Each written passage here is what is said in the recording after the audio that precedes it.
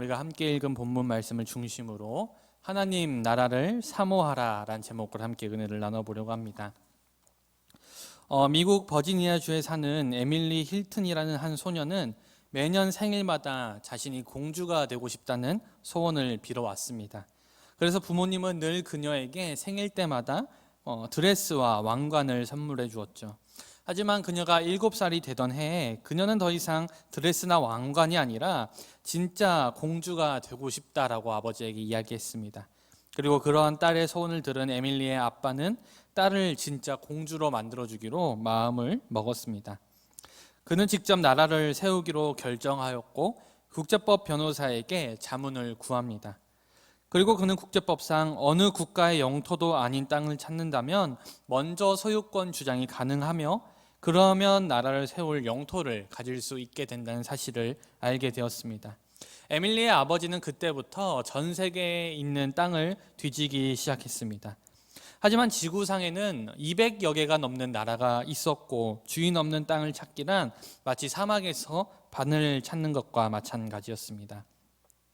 결국 에밀리의 아버지는 땅을 찾기 위해 직접 중동의 사막지대로 떠나게 됩니다. 그리고 몇 달 후 이집트와 수단의 국경 부근에서 주인이 없는 땅을 발견하게 됩니다. 그 땅은 너무나도 척박하여서 어떠한 풀도 자라나지 않는 아무런 쓸모가 없는 불모지였고 이집트와 수단의 오랜 국경 분쟁까지 겹쳐서 수십 년간 누구도 소유권을 주장하지 않았던 땅이었습니다. 그리고 에밀리의 아버지는 그곳에 나라를 세우기로 결정하였습니다. 나라의 이름은 수단의 북쪽에 있다는 뜻에서 북수단 왕국이라고 정하였습니다. 그리고 직접 왕관 모양을 넣은 국기까지 제작하여서 왕국의 건국을 공표합니다. 그리고 약속대로 딸에게 공주 자기를 내렸습니다. 딸을 위해 나라를 세운 아버지의 이 이야기는 큰 화제가 되었고 많은 사람들에게 감동을 안겨주었습니다. 그렇다면 이 북수단 왕국이 정식 국가로 인정이 되었을까요?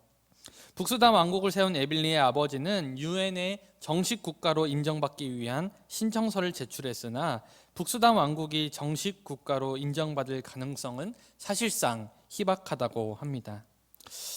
그렇다면 국가란 무엇일까요? 예로부터 국가의 정의에 대해서 여러 가지 논의가 있어 왔지만 역사적으로 수없이 다양한 국가의 모습이 있어 왔고 지금 현재에도 200여 개가 넘는 다양한 형태의 국가들이 존재하기 때문에 국가란 어떤 것이다라는 명확한 정의가 내리기는 쉽지 않다고 합니다.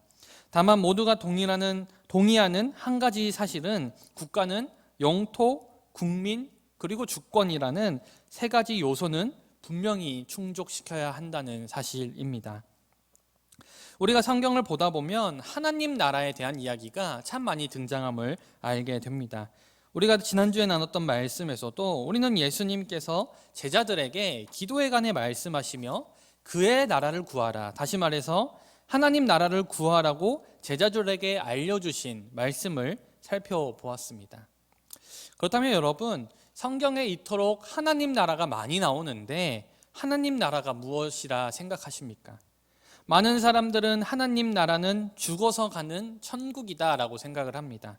물론 그것이 틀린 말은 아니지만 또 한편으로는 완벽한 정답은 아니다라고 이야기할 수 있습니다. 왜냐하면 하나님 나라는 우리가 죽은 이후에 가는 천국뿐만 아니라 이 땅에서 우리가 지금 살아가고 있는 이 땅에서 얼마든지 이루어질 수 있고 우리가 누리며 살아갈 수 있는 곳이기 때문입니다. 세상의 나라가 영토, 국민, 주권이라는 세 가지 필수 요소로 구성되어 있듯이 바로 하나님 나라도 영토, 국민, 그리고 주권으로 이루어져 있습니다. 다만 이 세상의 나라와 하나님 나라가 다른 점은 바로 그 큰 차이점은 바로 주권에 있는데 세상 나라의 주권은 바로 사람들에게서 나오지만 하나님 나라의 주권은 하나님으로부터 나오기 때문입니다. 오늘은 지난주에 잠깐 우리가 함께 살펴보았던 하나님 나라와 하나님 주권에 대해서 조금 더 자세하게 살펴보려고 합니다. 성경에서 가장 처음 하나님 나라가 등장한 장면이 어디일까요? 성경에서 하나님 나라가 처음 등장하는 장면은 바로 하나님께서 천지를 창조하신 장면에서 등장합니다. 하나님이 창조를 완성하신 모습, 우리가 에덴 동산이라고 부르는 그곳이 바로 하나님 나라가 정확하게 구현된 곳이었습니다. 먼저 국가의 세 가지 구성 요소가 에덴 동산에는 분명히 나타나 있습니다. 창세기 기자가 전한 에덴 동산에는 하나님께서 창조한 만물 가운데 하나님의 백성으로 창조된 인간이 존재합니다. 그리고 에덴 동산은 하나님께서 창조하신 하나님의 영토였습니다. 그리고 결정적으로 그곳에는 선악을 알게 하는 나무를 먹지 말라는 하나님의 명령, 다시 말해 하나님의 주권이 존재하였습니다. 그러니 선악을 알게 하는 나무의 열매를 먹지 말라라는 그 하나님의 말씀은 에덴 동산이 질서가 없는 땅이 아니라 바로 하나님의 질서대로 하나님께서 다스리시는 하나님의 나라라는 사실을 우리에게 분명히 알려줍니다. 그러니 에덴 동산은 정말로 완벽한 하나님의 나라였죠. 하지만 이 선악과가 항상 우리에게 문제이죠. 하나님께서 왜 선악과를 주셨는지에 대한 논쟁은 예로부터 끊임없이 이어져 왔습니다. 실제로 제가 사역을 할 때에도 많은 청년들, 많은 아이들이 저에게 찾아와서 하나님께서 왜 선악과를 만드셨는지에 대해서 질문을 하는 사람들이 꽤나 많이 있었습니다.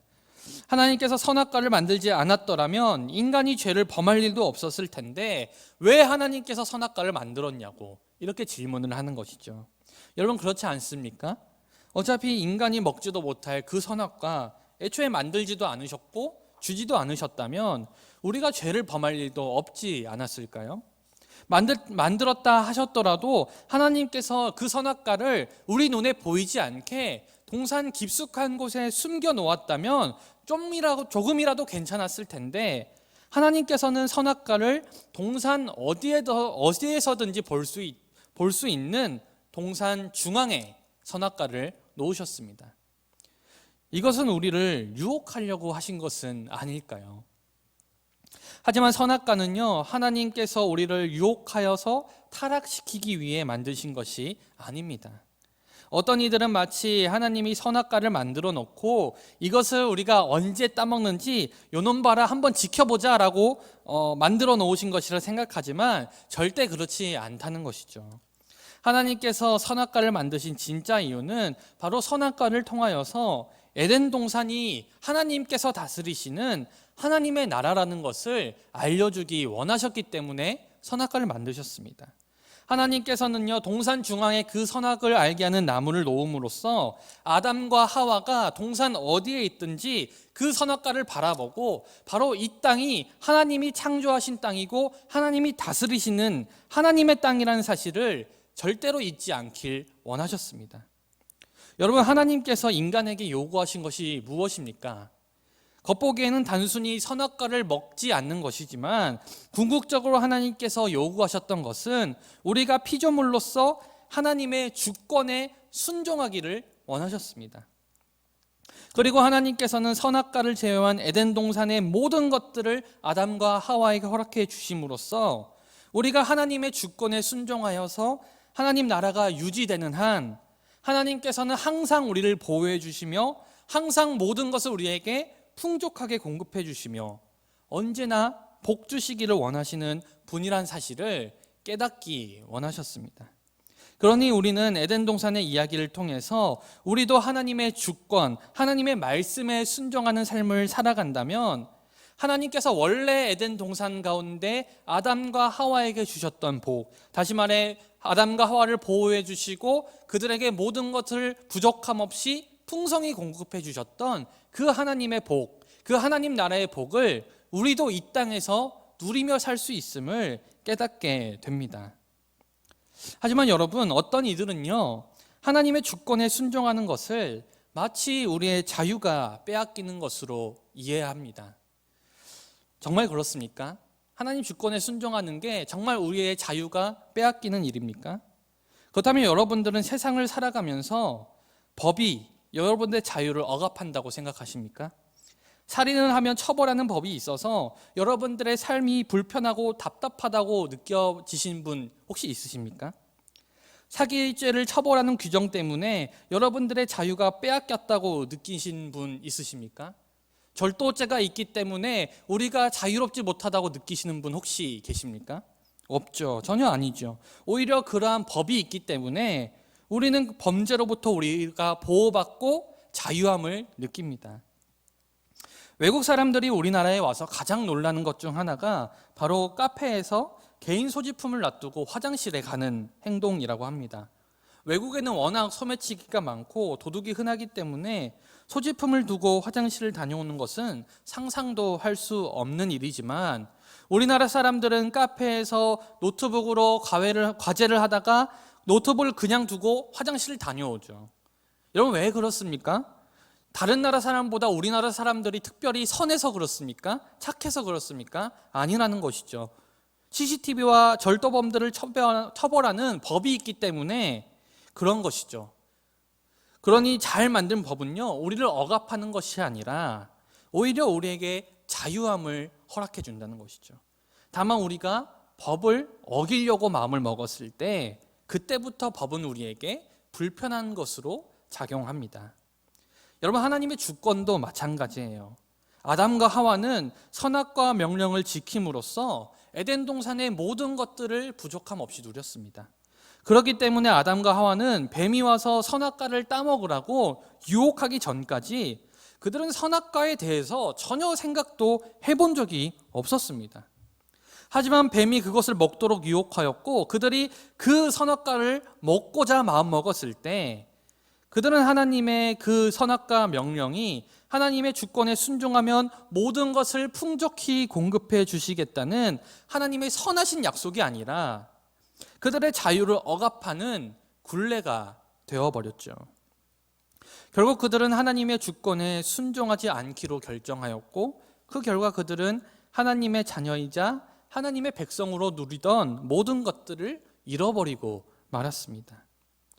그러니 결국 우리가 에덴 동산의 이야기를 통해 알 수 있는 것은 하나님의 주권에 순종하는 것은 마치 우리의 자유를 억압하는 것 같지만 결국에는 우리에게 참된 자유를 보장해주는 길이라는 사실입니다. 그리고 하나님의 주권에서 벗어나는 것이 겉보기엔 자유해 보이나 결국 하나님의 복을 상실하는 일이라는 사실입니다. 하나님의 주권을 인정하지 않음으로써 하나님을 벗어난 인간은요, 그때부터 스스로의 힘으로 세상을 살아가야 했습니다. 지금까지는 하나님께서 보호하시고 하나님께서 모든 것을 공급해 주셨다면 하나님의 주권을 벗어난 이후부터는 우리 스스로 먹을 것을 만들어 먹어야 됐고 우리 스스로 노력하고 우리 스스로 땅을 경작하며 살아가야 했습니다. 선악과를 먹었을 때 아담과 하와에게 하나님께서 내렸던 형벌은 그 죄에 대한 형벌이 아니라 하나님 주권 밖에 있는 사람들이 마땅히 해야 될 일이었다는 것이죠. 다시 말해서 너희가 선악과를 먹었기 때문에 이런 벌을 내릴 거야가 아니라 이제부터 내가 너희들을 보호할 수 없으니 너희들은 그렇게 살아야 된다라고 말씀해 주신 것이라는 것입니다. 여러분, 우리가 왜 고단하게 살아갑니까? 바로 우리의 힘으로 노력하며 살아가기 때문이죠. 그렇다면 구원받았다고 믿는 우리가 이 땅에서 해야 할 일은 바로 하나님의 주권에 순종하여서 우리가 잃어버렸던 그 에덴 동산을 회복하는 일입니다. 우리가 잃어버렸던 하나님의 나라를 다시 한번 회복하는 일입니다. 그것이 회복되어야만 우리는 이 땅에서 하나님께서 처음 인간에게 주시고자 원했던 그 풍성한 나라, 모든 것이 부족함 없는 그러한 상태, 바로 에덴의 삶을 살 수 있는 것이죠. 사랑하는 여러분, 그렇다면 어떻게 우리가 하나님의 주권대로 살아갈 수 있습니까? 먼저 우리가 법과 질서를 지키기 위해서는 그것에 대해서 잘 알고 있어야 합니다. 과거에 한 연예인이 방송에서 향초를 만들다가 그것이 불법적인 행위라는 문제가 제기된 적이 있었습니다. 물론 그 사람이 그것이 불법인지 알고 했을 리는 없습니다. 하지만 우리가 몰랐다 하더라도 법을 어기면 그것은 엄연한 불법인 것이죠. 마찬가지로 우리가 하나님의 주권대로 살기 위해서는요, 하나님의 말씀에 대해서 잘 알아야 합니다. 말씀을 보지 않으면 우리의 삶이 어떻게 살아야만 하나님의 주권대로 살아가는 삶인지 우리는 전혀 알 수가 없습니다. 그러니 우리는 늘 말씀을 가까이 하고 늘 말씀을 묵상함으로 하나님의 주권이 무엇인지, 하나님이 우리를 통해서 원하시는 그 뜻이 무엇인지 날마다 말씀을 통해서 다시 한번 되새기며 살아가야 합니다. 하지만 여러분, 말씀만으로 하나님의 주권대로 살기에는 부족하죠. 우리의 인생에 겪는 문제들은 너무나도 다양하고 복잡한 문제들이기 때문입니다. 그래서 우리는 기도를 해야 합니다. 늘 기도로 하나님의 뜻을 구하고, 늘 기도로 하나님이 무엇을 원하는지 물어보고, 늘 기도로 우리의 발걸음을 인도해 달라고 하나님께 구해야 합니다. 말씀을 통해 우리가 하나님의 큰 뜻을 알 수 있다면 우리는 날마다 기도를 통하여서 하나님의 세세한 인도하심을 체험할 수 있습니다. 여러분들의 각자의 문제를 기도로 맡길 때 성령님께서는 여러분들의 삶을 가장 선한 길로 인도해 주십니다. 그러니 우리 신앙생활에 있어서 말씀과 기도는요, 절대로 쉬거나 빠져서는 안 될 중요한 두 기둥입니다. 우리는 말씀을 통해 하나님의 큰 뜻을 알고 그것에 순종할 수 있으며, 기도를 통해 삶에서 세세한 인도하심을 체험할 수 있기 때문입니다. 사랑하는 여러분, 여러분들의 삶도 하나님 나라를 체험하는 삶을 살고 싶지 않으십니까? 여러분들의 삶도 하나님께서 모든 것들을 공급해 주시는 그 에덴 동산의 삶을 누리고 싶지 않으십니까? 그렇다면 여러분, 우리는 하나님의 주권에 순종하는 삶을 살아야 합니다. 우리 어떤 신앙인들은 예수 그리스도를 믿었다 하더라도 하나님 주권대로 살지 않았기 때문에 이 세상을 자기 힘으로 고단하게 살아가는 사람들이 참 많이 있습니다. 하지만 하나님께서는 그것을 원치 않아요. 하나님께 모든 것을 맡기고 하나님의 주권대로 살아갈 때 하나님께서는 우리의 인생을 가장 가벼운 그 길로 인도해 주십니다. 우리가 늘 말씀과 기도로 하나님의 주권대로 살아가는 삶을 회복한다면 우리가 잃어버린 하나님의 은혜를 회복하게 되며, 날마다 주님께서 우리에게 풍성히 내려주시는 주님의 은혜를 삶에서 누리며 살아갈 수 있을 것이라 저는 확신합니다. 사랑하는 여러분, 부디 여러분들의 모든 삶이 바로 하나님의 주권대로 살아감으로써 하나님 나라가 회복되어 주님이 날마다 우리에게 풍성히 내려주시는 복과 은혜를 날마다 누리시며 살아가시기를 주님의 이름으로 간절히 축원드립니다. 아멘.